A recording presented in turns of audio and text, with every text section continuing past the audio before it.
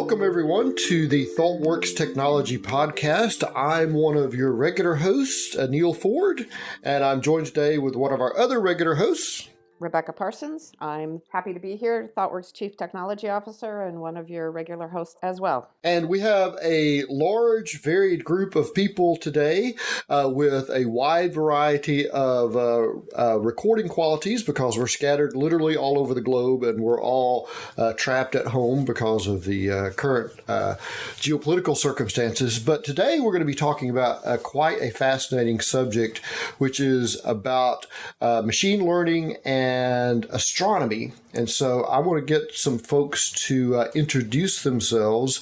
We have a number of people here from the National Center for Radio Astrophysics, which is part of the Tata Institute of Fundamental Research based in Pune, India. And so let's get people to give an introduction to yourself. And I'm also going to ask our guests to specify whether they are talking about galaxies or the sun, because we have two broad topics here. My name is Yogesh Vardekar, and I'm an astronomer at the National Center for Radio Astrophysics, located in Pune in India. Pune is a town with an urban population of about 6.5 million, and we are located about 200 kilometers southeast of Mumbai. So we are close to the western coast of India. We run and operate a very large radio telescope known as the Giant Meter Wave Radio Telescope. This telescope is a radio interferometer which is located about 80 kilometers north of Pune. Within our institution, we have researchers exploring a wide variety of areas in current astrophysical research. There's people who research pulsars, radio galaxies, they do cosmology with high redshift hydrogen detections and so on. So we cover a very large field of research in radio astrophysics, but we also do research, some of us also do research in fields of astronomy that are outside of the radio astronomy domain. And Divya, would you please introduce yourself? Sure. Hi everyone, my name is Divya Oberoi. I'm also one of the astronomers at the National Center for Radio Astrophysics. And like Yogesh said, we have a variety of different science areas in which we work. My own personal area of research is to do with the sun. So I study the sun primarily at low radio wavelengths, which basically means that you're studying not so much the sun itself, but the very hot gas surrounding it, which we call the corona.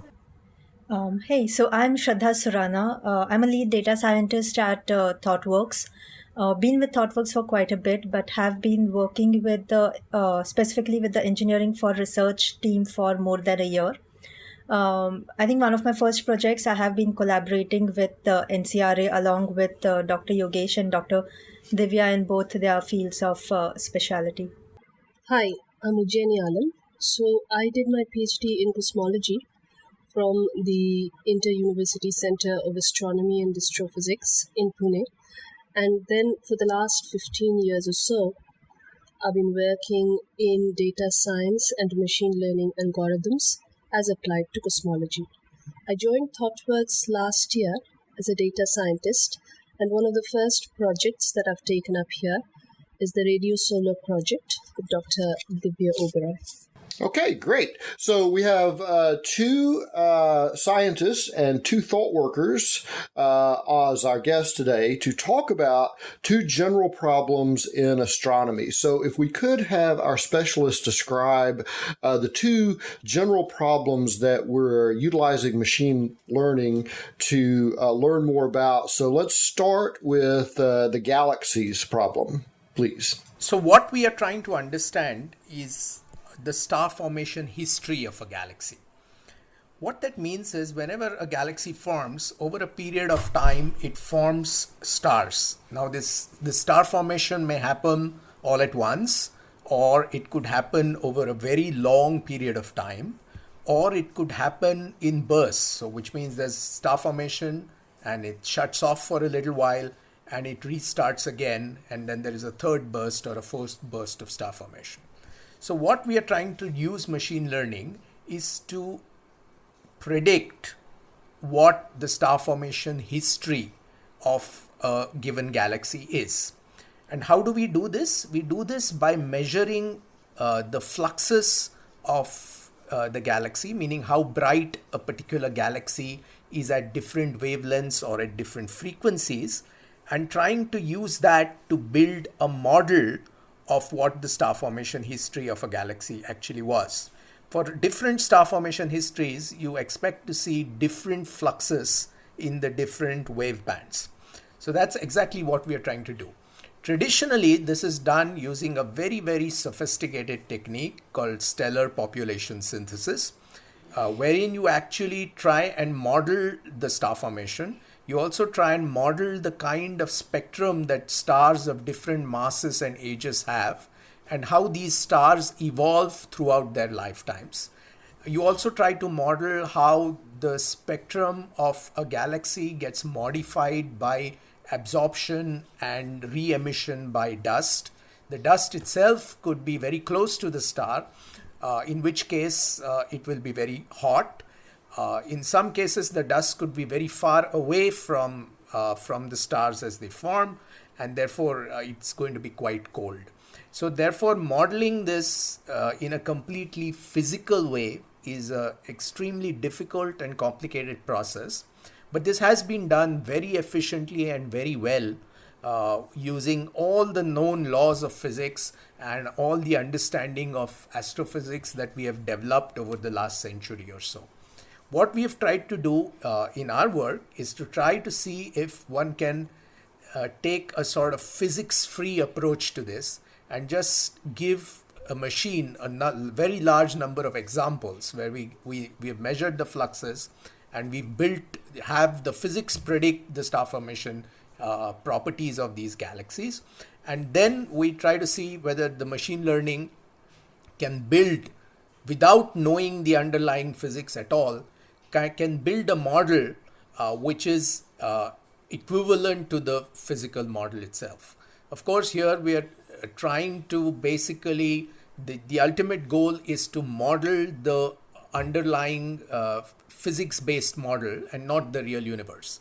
So if the physics-based model is an incorrect or incomplete representation of what we see on what the real universe is like, in that case, our machine learning model will also be incorrect and incomplete representation. But assuming that the physical model is a correct model of the underlying reality, what we tried to do was trying to train a machine to understand, comprehend that model and make predictions. Of course, the physics-based model is very compute intensive. It takes a fairly long time for it to model even a single galaxy, whereas a well-trained machine learning model can once trained, can make predictions in fractions of a second. Can you give us a sense of what that data looks like? Is this all numeric data, or is it imagery, or what is and the size we're talking about? Yes. So what we've done is we've used data collected as part of a very large survey known as GAMMA. It's a survey that aims to understand galaxy assembly over different cosmic epochs. As part of the GAMMA survey, a sample of galaxies was first selected, for which spectroscopic observations were obtained with the Anglo-Australian telescope in Australia. And following that, there were a lot of multi-wavelength observations that were obtained for the gamma fields. So for example, the gamma survey team went out and used an ultraviolet telescope to get ultraviolet fluxes for all the galaxies in their sample. Then they went and used infrared telescope to get infrared fluxes, and then they used optical telescopes to get optical fluxes.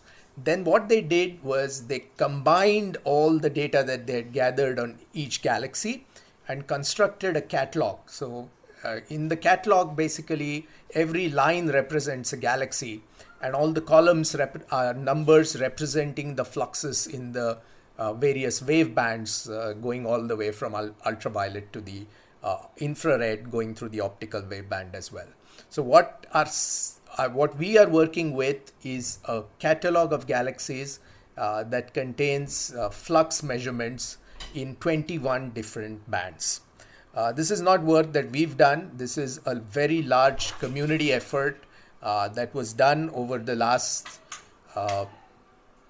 10 years or so, wherein they obtained data on all of these galaxies. And this is publicly domain data? Yes, this is absolutely public domain data. It has been released as a panchromatic catalog, wherein all the data have been combined. So they've done all the hard work of obtaining the data, processing the data, and collating and collecting it together and making a public catalog. So all we had to do was to go to the Gamma Survey website and simply download that catalog, and that was our starting point. Okay, I want to talk about the machine learning approach you took, but let's talk about the other problem first, which is the solar problem that we're applying machine learning to. Okay, so let me try to put the solar problem in context. So it may seem like a bit of a surprise, but even though the sun is really the brightest object we see in the sky, there's plenty about it which we don't really understand yet. And it is a lot of that relates to the magnetic fields and the very hot gas which surrounds the sun. Now, it has so happened that people have known for a long time that the sun, as seen in the radio frequencies, especially at low radio frequencies, is much more dynamic, much more variable as compared to the boring sun which we see in optical, but we had never really had an instrument which was capable of being able to capture all that detail.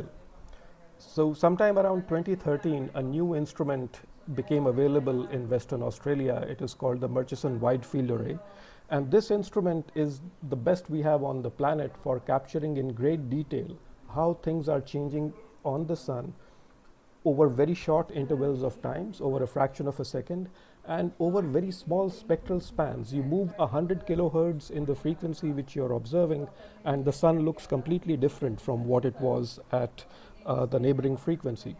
So we had been working on building a sort of a robust, unsupervised pipeline which would make these images in an automated manner. And just about the time ThoughtWorks approached us for this, we had basically come up with a fairly good pipeline which would deliver these images.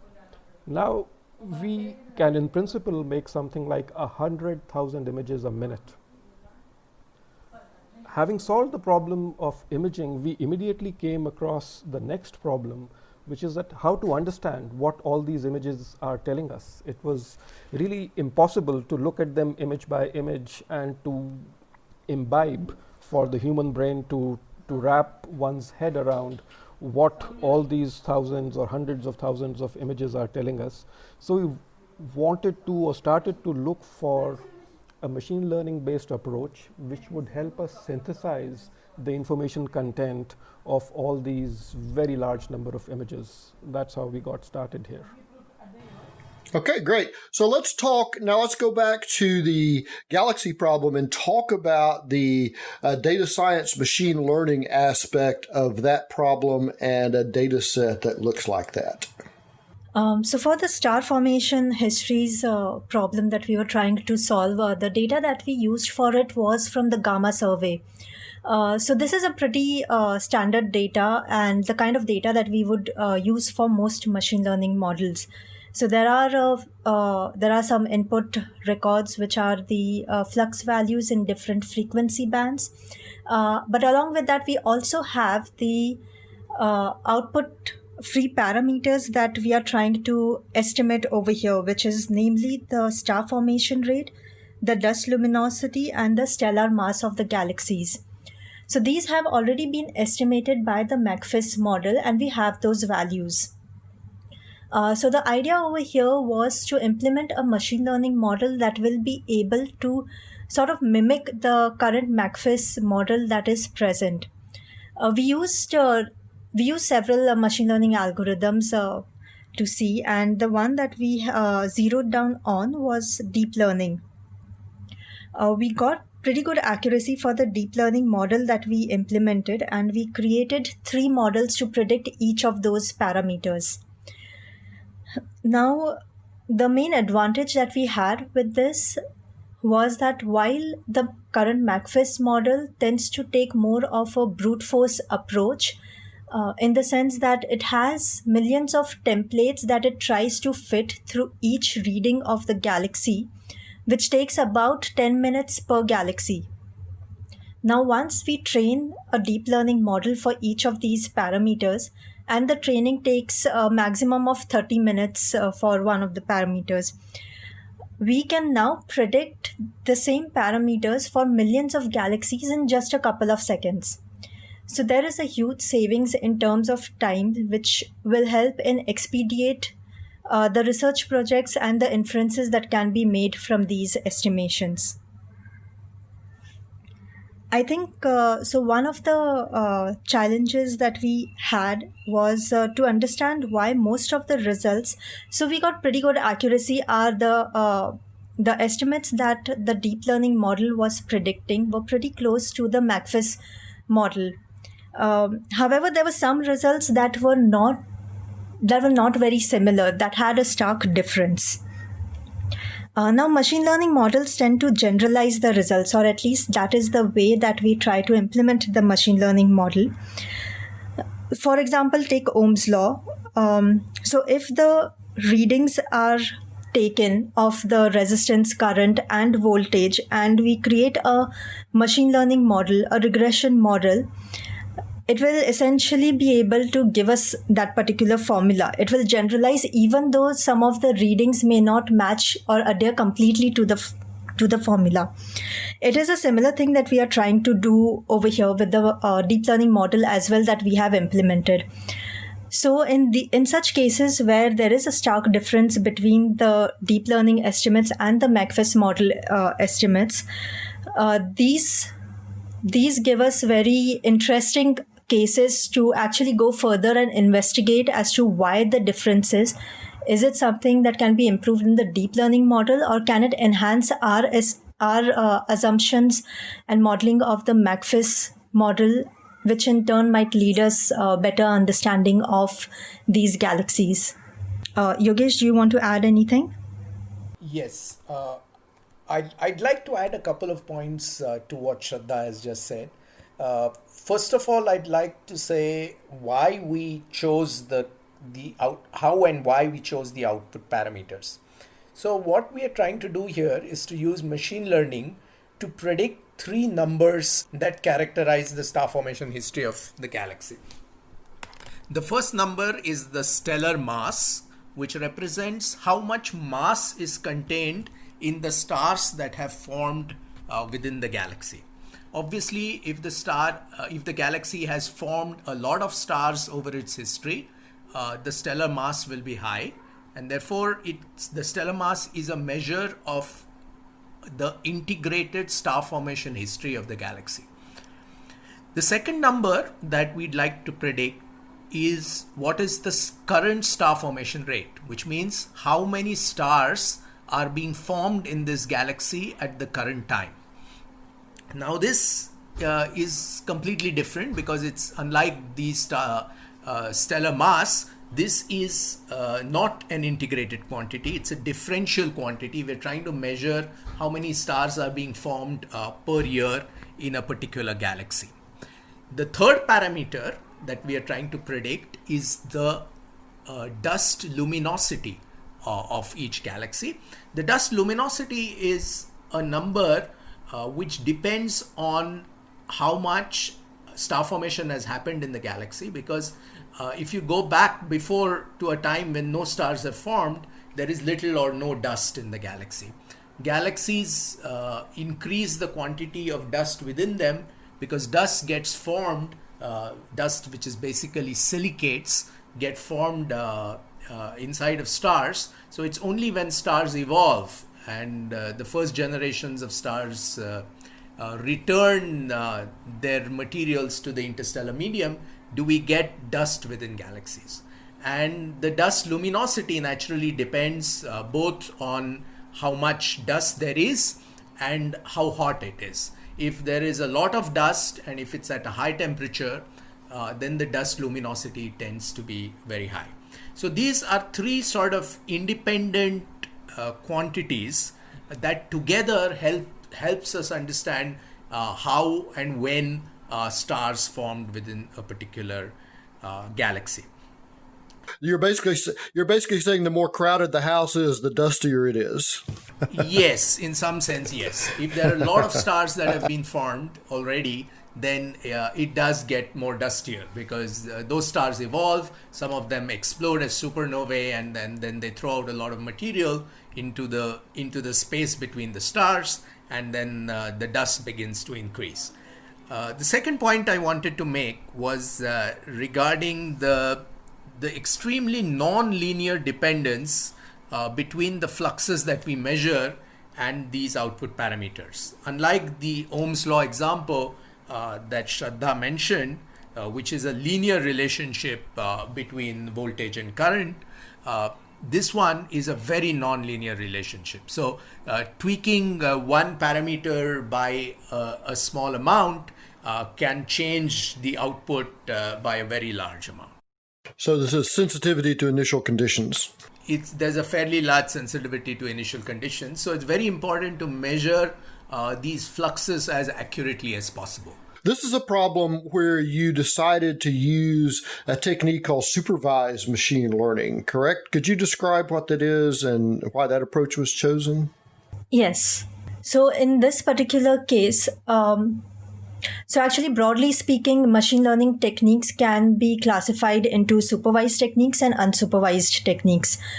Supervised techniques is when we have a data where the inputs are mapped to outputs. So to take a simpler example of common house prices, based on certain factors such as the number of bedrooms, the carpet area, etc., and the price of the house is available to us, that's when we would go for a supervised machine learning approach, where we are telling the model that these are the inputs and this is the output for it. And hence, in this particular case where we have to predict these three star formation properties, it was clear from the beginning that we have to use that supervised learning techniques would be most suitable, because we had the input flux values and we had the corresponding free parameter estimates given by the McFIS models. Okay, so let's talk about the solution to the solar problem, and it actually utilizes a different kind of machine learning. So if you could describe the approach there and how that approach was different than the galaxy problem. Of what outcome we desired.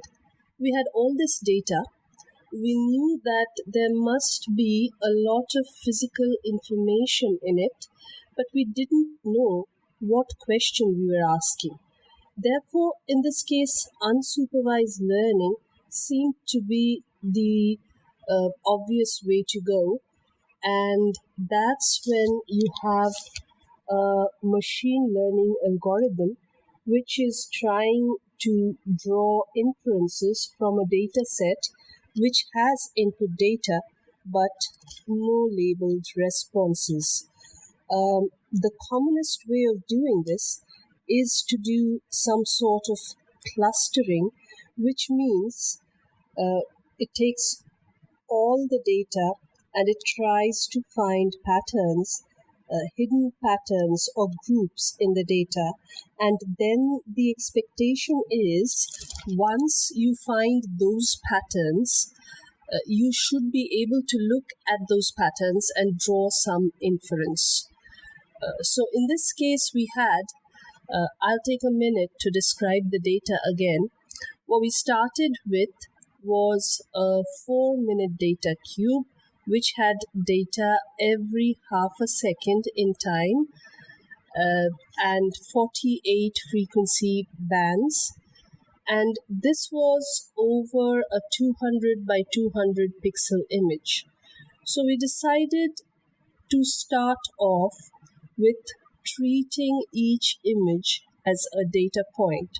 So we have like 22,000 data points over different frequencies and different time slices, and each data point then contained 40,000 pixel intensities, and these were the features of the data points.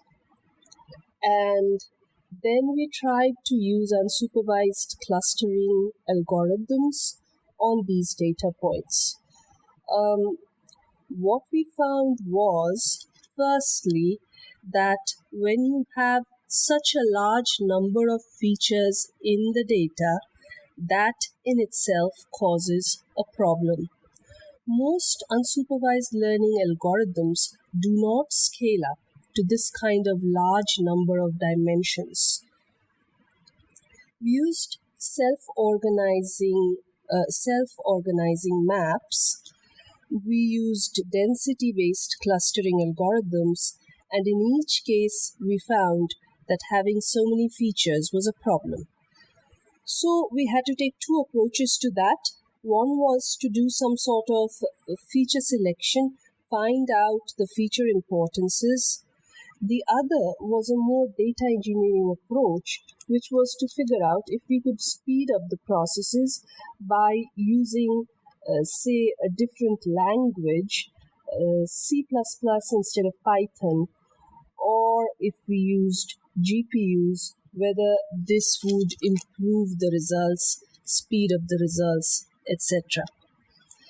But then the problem with this was, since the pixels are the features, if you do feature importance, and if it tells you that, say, pixel number 125 is important to the clustering, that does not necessarily lend itself to a physical interpretation. Because pixel number 125, you're not very clear what that means. So we did have problems. We got very consistent results from various clustering algorithms, but once we had these results, we could not really physically interpret those results. We couldn't quite figure out why those clusters had formed. We knew that they were forming over and over again with different methods, but we didn't know what was causing them to form. So then we had to take a step back and we had to think of how to represent the data in a better way. And what we decided was to concentrate on the peaks within the images. So rather than considering the entire image, we considered the peaks in each image. We tried to fit those with Gaussians, and we tried to see what information those peaks could give us. And we found that if we took the peaks and followed their time series, and then we tried to cluster those time series, we were getting better results. So, in the end, we ended up using clustering, but in a very different way than we had initially envisaged. And that is something that I think happens a lot with unsupervised learning, because you don't know what question you are asking. You have to often step back and modify your question and keep modifying your methods based on the results that you get. So, this is a work in progress. At the moment where we are is that we are trying to cluster the various peaks in the images into different classes. And we are hoping by doing this to isolate a specific type of physical process, which are the nanoflares. And Divya would be the better person to talk about what nanoflares are. Why are they important in physics?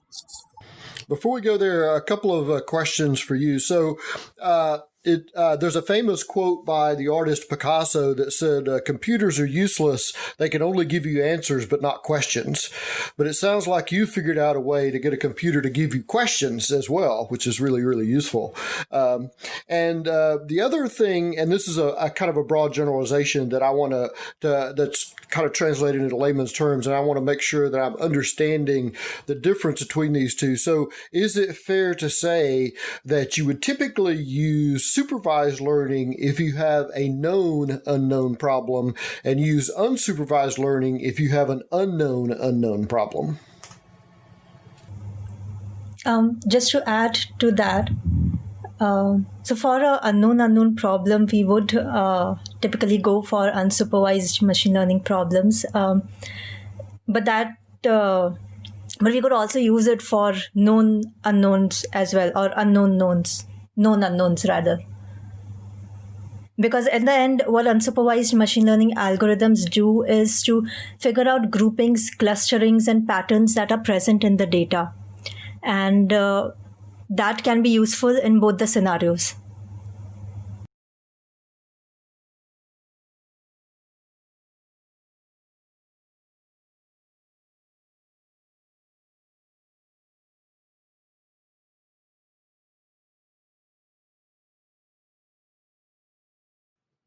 Oh, it's definitely applicable in many places.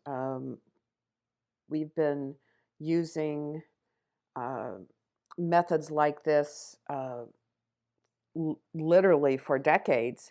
For example, credit card fraud detection. If you have a particular spending pattern and you aggregate those spending patterns, and then when some anomalous spending arises, it gets flagged. So there are numerous applications for this outside of the world of science in terms of price predictions, recommendations, etc. But I want to get back to the sun.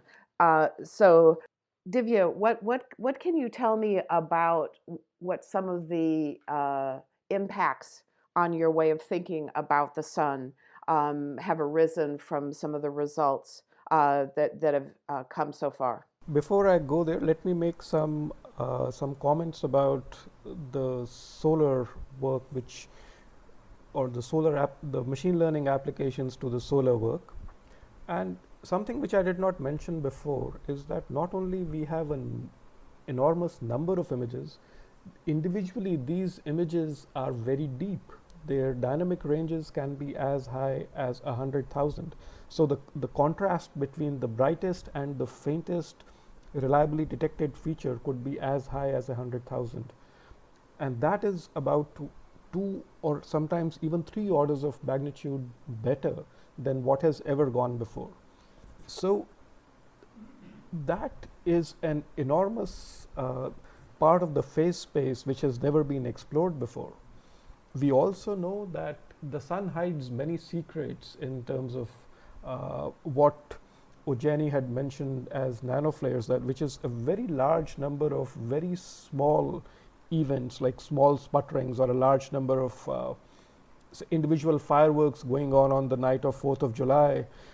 So many so that you can hear only the rumble and you can't make out the individual firework. So here also on the surface of the sun, there is this general idea that there is a very large number of individually very small events which are taking place all the time, and they have just been beneath our sensitivity limit for thus far. And there has been a regular attempt or a long-standing attempt to go to fainter and fainter events, more and more sensitive instruments which would allow us to detect them. And now for the first time we have evidence for having detected some of these in the solar data. And so those tiny Gaussians which Ojani was referring to, we believe those are coming from the sites where these very tiny explosions, if you will, are happening, and we are just trying to characterize them to see if they are consistent with our expectations based on the theory.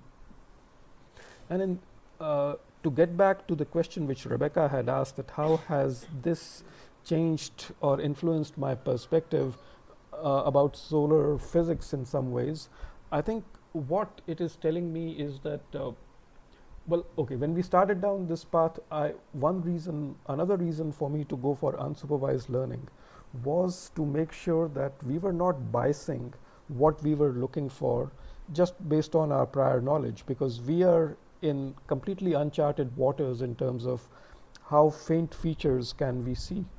So I wanted an algorithm to find for me whatever relationships exist in these data, rather than me directing the algorithm to look for specific relations which I know must exist.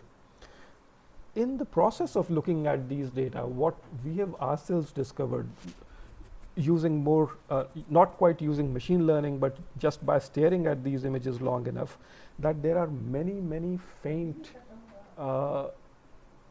relationships which exist, relationships between the size of something and its brightness, which vary in some sort of a quasi-periodic manner. Things with periodicities ranging from a few seconds to a few minutes, none of which we knew about earlier. Now we happen to find them because we happen to be staring at some particular 4 minutes of data for a long enough time and noticed it. But what it tells me now is that these data are really rich in terms of what must exist in these data, the various correlated variations in terms of what is happening to the morphology of that emission, to where it is located, to maybe a small jitter in its motion, and to the variation of its amplitude. There are good reasons to believe that there is a large number of relationships which exist between various parameters in the emission which is sitting in these images, and that is what I would love these machine learning algorithms to discover for us. Great, thank you. So let's talk a little bit about how in both of these instances you address more unexpected results. I know Eugene, you talked a little bit about how the focus was shifted from all of the data to the peaks. Sharda was actually talking about some of the ways that we're learning something when the machine learning predictions seem to be off from the model. And I wonder if you could talk a little bit about what kind of feedback loop you see between the insights you're getting from the models and what that is telling you about the physical system. Professor Divya, you were going there a little bit towards the end, but Dr. Yogesh, could you talk a little bit about what we are learning from the perspective of our understanding of the underlying physics of galaxy formation? Has that work been informed by some of the things that you've discovered as you were working to try to increase the effectiveness of the model? Yes. So for me, one of the most interesting things are, as you pointed out, the sort of failure cases where the machine learning model made a prediction that was way off from what the physics-based stellar population synthesis model gave us. We have only a handful of such objects wherein the prediction is way off. But before what the most surprising thing which I found was when we used the machine learning model, what I had expected was that when you made a joint prediction of stellar mass, star formation rate, and dust luminosity together all in one go, one should get a smaller scatter than if you tried to predict each one individually. The reason for that is that these are not completely independent parameters. They're coupled to each other in complex ways. So if you try to predict one without trying to predict the others simultaneously, you should get a higher scatter. But surprisingly, what we found was that if you predicted each of these parameters separately, the scatter was actually lower than when you tried to do them all together, and this was significantly lower in a statistical sense. So this is something that I still don't understand. That's something I would like to investigate further, why this is happening. The other things that I would like to investigate are these outliers and whether they can help us inform the physics. So there are clearly objects that where the prediction from the machine learning model doesn't match up with the physical prediction, and we've tried to take a quick look at these objects, but we haven't found anything completely different in these objects. So this is something that is very interesting, needs to be done, but we were focused on writing up our work as a research paper and getting it accepted and so on. So we haven't yet looked at these objects, but these are potentially the most interesting. Even if it turns out that we cannot predict why, or we cannot understand why there is such a discrepancy, these objects are potentially very interesting because they're fundamentally different from the sort of average population in that region of parameter space. So what we've done is the machine learning sort of tries to get things right on the average, and therefore it could miss out unusual objects of which it has not seen an example of in its training set.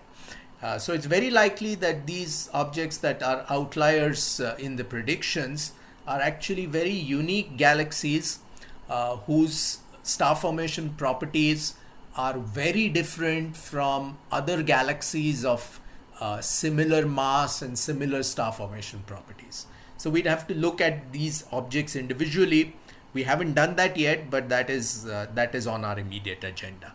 So could we get the two scientists to remark on how much machine learning and computation in general has changed your fields over the last few years and the last decade or so? I can comment on that. In astronomy, as you know, we study the whole universe. When we study the whole universe, there's a lot of objects to study because it's a very vast universe. Also, over the last 80 years or so, new windows on the universe have opened up. So radio astronomy started in the 1930s and 40s. Later on, we had X-ray astronomy and gamma ray astronomy and so on. So different kinds of telescopes could be built. Some of them needed to be located in space, and as they gathered data, the amount of data that we gathered began to increase. So we had innovations in telescope technology, but that was matched with the continuous growth in the capabilities of computers, in the amount of data that we could gather, the amount of data that we could store, the amount of data that we could process, and so on. Everything has been growing exponentially over the last, not just the last decade, but over many decades. The kind of work that we are doing now, as was already pointed out by Divya, it depends on data that could not have been gathered in the past. So Divya talked about the MWA, which is a very unique telescope. The kind of data that it gathers was not available a decade ago. Similarly, the kind of large catalogs of galaxies on which my work with ThoughtWorks depended requires you to have telescopes that are capable of carrying out large area surveys in different wave bands. And this is a capability that we've only had over the last decade or two, and this is something that could not have been done before. And of course, with the large availability of data, we are facing a very unique constraint in the past as compared to the past. In the past, I mean, when I started my astronomy career 25 years ago, we actually put in a lot of effort to gather data for our research.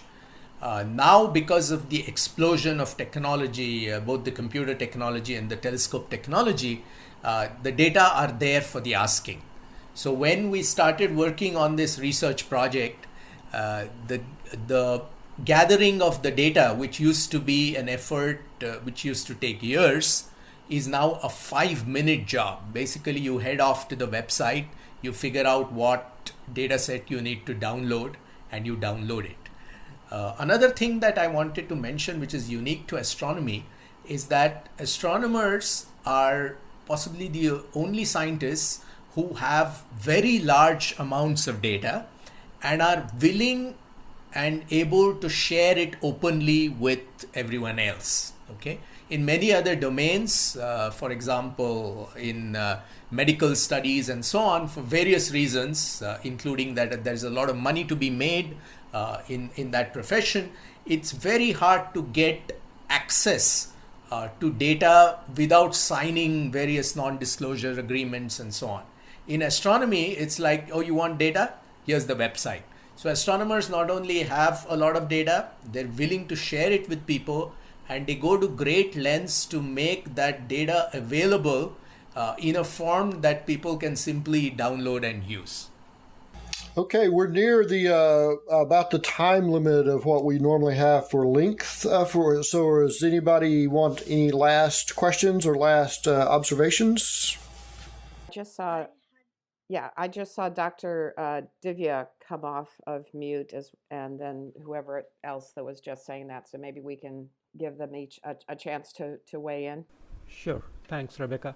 So what I wanted to say was that the way I got started onto machine learning or looking at machine learning for answers to this was that I was working with a student, and we picked up a fairly run-of-the-mill kind of an event which takes place on the sun, and said that, okay, we'll put it under a microscope. And by under a microscope, I really mean observe it using our telescope in such excruciating detail that nobody has ever done it before.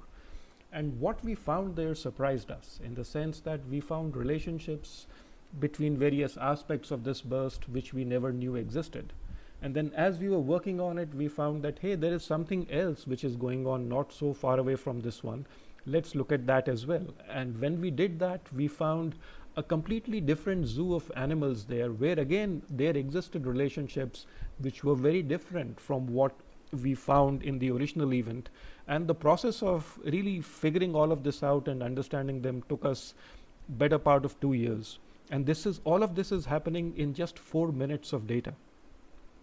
So it sort of really struck me that there is so much richness in these data, so many things are happening in these data, that it is probably going to be very hard for the human mind to appreciate all of them, to wrap one's head around all of them, and then figure out what these are telling us.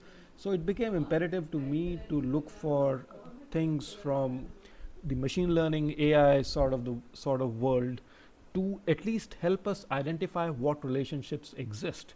And then we use our existing knowledge of physics to figure out what it is telling us about the sun.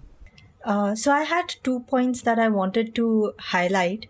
Having worked in some of the business problem statements earlier and now working specifically for research, I felt there were 2 things that were starkly different. I think the first that I want to highlight is the explainability and the reasonability of the problem statement. So I think this is very important when we are approaching research problem statements, because the idea in this particular case is not only to build a model to do something well, but also be able to understand what is happening behind the scenes. So for example, understand the relation between the input values and the output values, like in star formation histories, and when they are different from the current model, to really be able to understand and explain why that is. This is very different from some of the business problem statements where, for example, if there is a phase detection problem statement, in those cases, we are mostly interested in optimizing the model and not very much bothered with why the model is behaving the way it is. So this is one thing that I wanted to highlight. And of course, this is also important in the unsupervised learning problem statement that we are doing for the solar images, which is to be able to explain what is happening in the data. Needless to say, I feel once we master this in the research aspect, it has direct usefulness for any business problem statements as well. The second thing that I wanted to highlight was the vagueness of the problem statement. So, for example, for the radio solar imaging problem that we have, which is an unknown problem statement and is quite vague actually. So over here we have, which is very different from most business problem statements that I have worked with, which was, for example, optimize my product prices or create chatbots or identify customer churns, which have a concrete problem statement or at least a direction that I want to be able to optimize my supply chain or something. So this is like very different, which is, here is data. We know from past experience that this sort of data has something useful in it, and we want to be able to bring out that usefulness faster than usual, because many humans looking at it takes that much more time and that much more humans. And that is where we want to be able to bring in machine learning models which can at least dig into the data and give some direction where we can explore with other statistical methods or with machine learning itself. It's more like finding a needle in the haystack, and I'm pretty optimised that we will be able to find something, and that's where the excitement lies for me.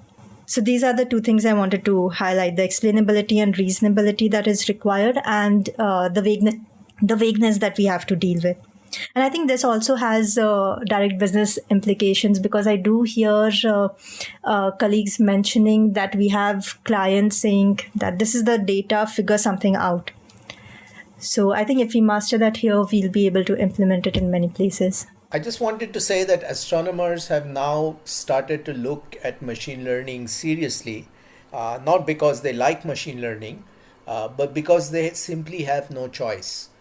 The amount of data that we are generating from the present generation telescopes, as well as the data that we will generate over the last decade, is so huge that it's simply impossible for a human to delve into these data and gather all the scientific insights. There's simply no choice but for us to sort of automate these things in various ways. And machine learning is one of the ways in which we can look for the most interesting, physically most interesting objects in the vast data sets that we collect. So unlike many other fields, we are not just interested in the needles in the haystack, but we are also interested in the haystack as a whole. We are interested in doing statistics with all the objects that we observe. We are also interested in individual, unusual objects that we've never looked at before. Well, it seems like astronomy is the latest scientific discipline who's realized that they eventually become a data-driven discipline, at least in part. Biology went through that, and your observation about the amount of data that's available essentially forces astronomy to start becoming a data-intensive and a compute-intensive field, at least partially. Yes. Then it's even more severe in astronomy, because in fields like biology, the data are growing fast, but the number of people looking at the data is also growing very rapidly. The number of astronomers in the world is relatively stagnant. Well, hopefully we can change that and get more people interested in astronomy, or at least computational astronomy. Absolutely. Sure. Because astronomy is such an open field, there is a lot of room for people who are not professional astronomers to come and look at astronomical data and look for things that we are not geared to look for. Especially for the sort of unknowns, there's a lot of room to make serendipitous discoveries that as professional astronomers will not make, because they're simply not looking. They know what they're looking for, and they're only looking in a particular direction in a particular way. But somebody who's completely unbiased might be able to make discoveries that would have been missed by professional astronomers. So instead of burgeoning astronomers making their own telescope at home, maybe they should be doing learning, machine learning and algorithms and making scientific discoveries in astronomy that way. Absolutely, absolutely. And this is something now that can be done by anyone sitting anywhere. You don't have to worry about the weather because so long as your internet connection is up, there's a lot of science that can be done by amateur data scientists in the field of astronomy. So in the chat, Prasanna has raised the question of data engineering. So Sharda, Eugenie, is there anything in particular from a data engineering perspective? Yogesh just talked a great deal about the sheer volume of data, but are there things just from an engineering perspective in dealing with the data? I know, Divya, you referenced that when you were talking about focusing initially on all of the data and then just looking at the peaks. Anything interesting from a data engineering perspective that we should mention? So I talked a little bit about this when I talked about the problem.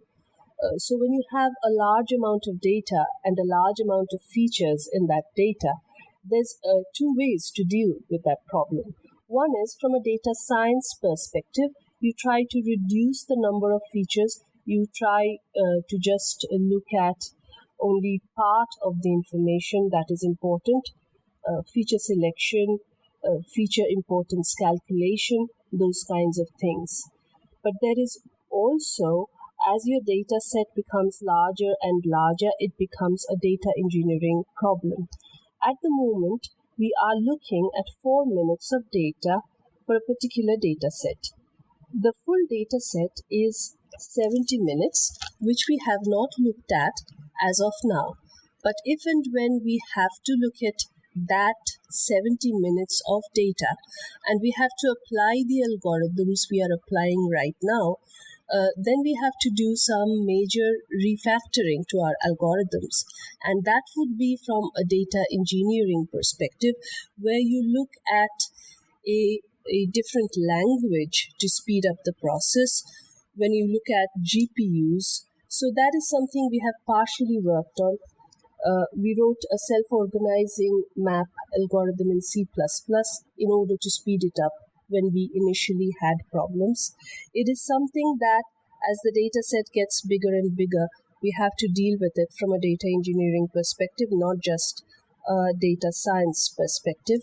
We have to think of it in terms of creating pipelines to deal with these huge amounts of data rather than just the data science part. Yeah, for the star formation history problem statement, although the data did have lacks of records, it was we didn't have a requirement of having a computation intensive processor or having any pipelines. So this can be treated as like a total data science problem. One more thing I wanted to add, these two problems I believe are just the beginning. When we started working with ThoughtWorks, we astronomers at NCRA came up with about a dozen different problems where a machine learning approach could be applied in the astronomy domain. And we asked our partners in ThoughtWorks to select one or two of these problems to get started with. And they happened to choose these two problems. But we have many more problems on which such a industry academic partnership could be usefully employed in order to tackle those. Okay, well, I want to thank all of our guests today, both ThoughtWorks and our scientists, for giving us this great insight into machine learning and how it is being utilized in the real world, including a great example, I think, of the difference between supervised and unsupervised machine learning. I wanted to mention that the ThoughtWorks is hosting an engineering for research. The ThoughtWorks Engineering for Research Research is organizing a 2020 symposium on the theme of the role of artificial intelligence in scientific discovery. Will AI ever win its own Nobel Prize? That will be in Pune, India. It was originally scheduled for June of 2020, but is going to be rescheduled for a date yet to be announced. So keep an eye out for that. That should be fascinating. So thanks very much for our guests and for Rebecca. And I would like to add my thanks to Dr. Yogesh, Dr. Divya, and Sharda, and Ujjaini from ThoughtWorks for this fascinating discussion.